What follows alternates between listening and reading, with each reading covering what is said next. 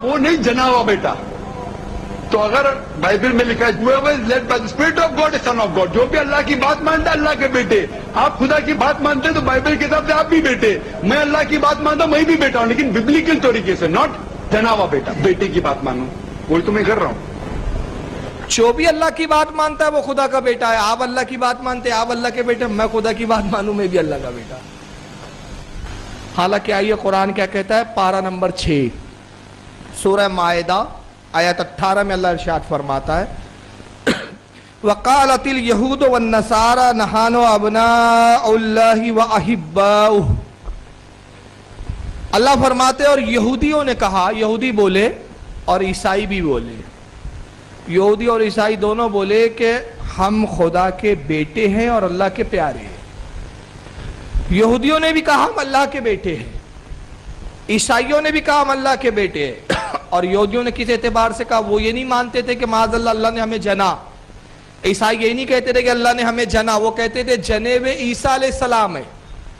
عیسائی کہتے تھے عیسیٰ خدا کے جنے ہوئے اور ہم عیسیٰ کی فرمانبرداری کرتے اس لیے ہم منہ بولے بیٹے, ہم اللہ کے پیارے ہیں, ہم جنے ہوئے نہیں ہیں مگر اللہ کے بیٹے.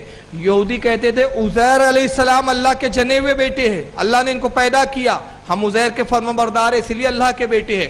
تو قرآن ان کا جملہ کفریہ جملہ نقل کر رہا ہے کہ وَقَالَتَ الْيَهُودُ وَالنَّصَارَى, اور یہودیوں نے کہا اور نصارہ عیسائیوں نے کہا نَحْنُ أَبْنَاءُ اللَّهِ, ہم اللہ کے بیٹے, وَأَحِبَّاهُ, اور ہم اس کے پیارے ہیں. قُلْ فَلِمَ يُعَذِّبُكُمْ بِذُنُوبِكُمْ, اللہ فرماتا ہے محبوب پھر آپ ان سے کہیے کہ اگر تم خدا کے پیارے ہو تو پھر وہ تمہارے گناہوں پر تمہیں عذاب کیوں دیتا ہے؟ جب تم خدا کے بیٹے ہو تو تم پہ پکڑ کیوں کرتا ہے, تمہیں عذاب کیوں دیا جاتا ہے؟ بل انتم بشر ممن خلق, آپ کہہ دیجئے کہ تم ہرگز خدا کے بیٹے نہیں ہو بلکہ تم انسان ہو اور اس کی مخلوق ہو. قرآن کہہ رہا ہے تم بشر ہو, انسان ہو, اور کیا ہو؟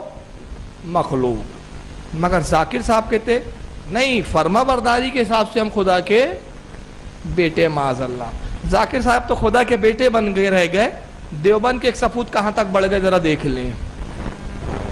یہ کتاب ہے سوانح قاسمی, یہ اس وقت میرے ہاتھ میں بھی ہے. مولانا قاسم نانوتوی کے زندگی کے حالات پر لکھی گئی, جن کو دارالعلوم دیوبند کا بانی بتایا جاتا ہے, دیوبندیوں کے سب سے بڑے پیشوا ہیں.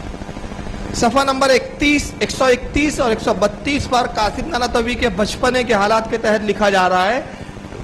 مناظر حسن گیلانی اس کے مصنف پہ کہتے ہیں مولوی صاحب یعنی حضرت نانوتوی نے ایام طفلی یعنی بچپنے کے عالم میں جب چھوٹے تھے یہ خواب دیکھا تھا کہ گویا میں اللہ جل شانہ کی گود میں بیٹھا ہوا ہوں. یہ جو تھے جناب ذاکر صاحب, یہ تو اسی چکر میں رہ گئے یہاں پر کہ ہم خدا کے بیٹے ہیں زمین پر بیٹے ہیں. نانوتوی صاحب چالاک نکلے, کہا تم زمین پر ہی بیٹے بنے رہو, میں اللہ کی گود میں جا کے بیٹھ جاتا ہوں. اب بتائیے جو اپنے آپ کو اللہ کی گود میں بیٹھنے والا بتائے معاذ اللہ وہ مسلمان ہو سکتے ہیں؟ اب آئیے آخری سیشن 15 منٹ